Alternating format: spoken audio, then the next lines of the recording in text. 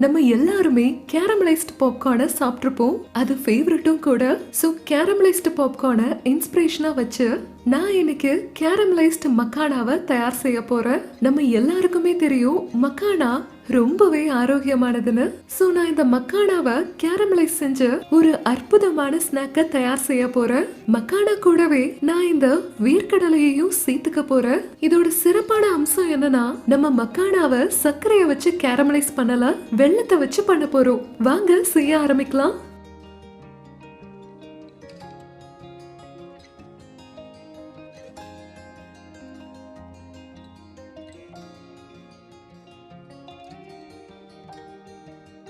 இங்கே என்கிட்ட 2 கப் மக்கானா இருக்கு.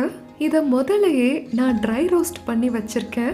உங்களுக்கு வேணும்னா கொஞ்சம் நெய்யை கூட சேர்த்துட்டு ரோஸ்ட் பண்ணிக்கலாம். 2 டேபிள் ஸ்பூன் மக்கானா கூட நான் கொஞ்சம் வேர்க்கடலையை சேர்த்துக்கிறேன்.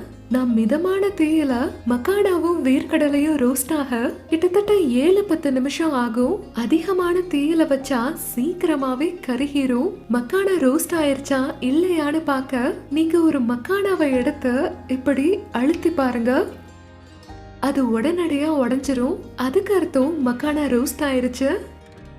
இப்போ இதை எல்லாத்தையும் ஒரு பவுலுக்கு இப்படி மாத்திக்கலாம். இப்போ நான் அதே பேன்ல ஒரு 1/2 டீஸ்பூன் நெய்யை சேர்த்துக்கிறேன். அடுத்ததா ஒரு 2 டேபிள் ஸ்பூனுக்கு நல்லா பொடியா நறுக்கின வெள்ளத்தை சேர்த்துக்கிறேன். இதோ இந்த மாதிரி. இப்ப இதை எல்லாத்தையும் நல்லா உருக விட்டுக்கலாம். எப்பெல்லாம் நான் கேரமலைஸ்ட் பாப்கார்ன் இல்லாட்டி கேரமலைஸ்ட் மக்கானாவை செய்யறனோ அப்பெல்லாம் நான் வெள்ளம் கூட கொஞ்சமா உப்பும் அப்புறம் மிளகாய் தூளும் சேர்த்துப்பேன்.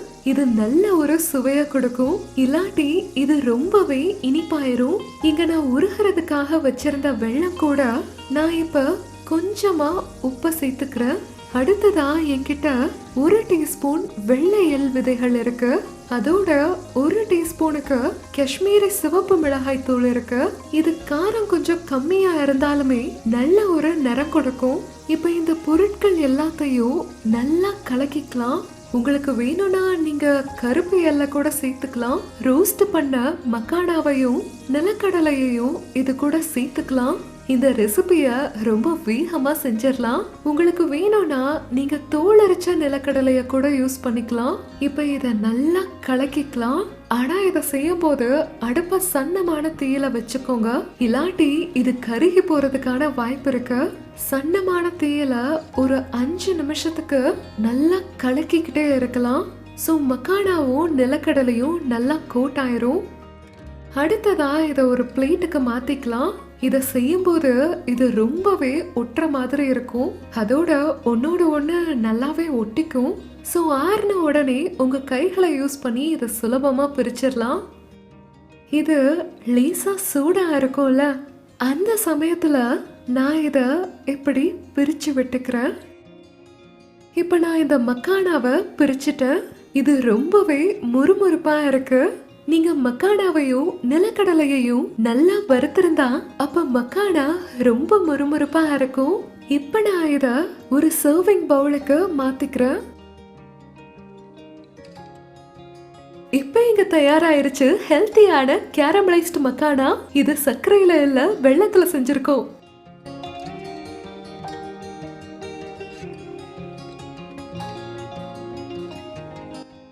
சூப்பர்.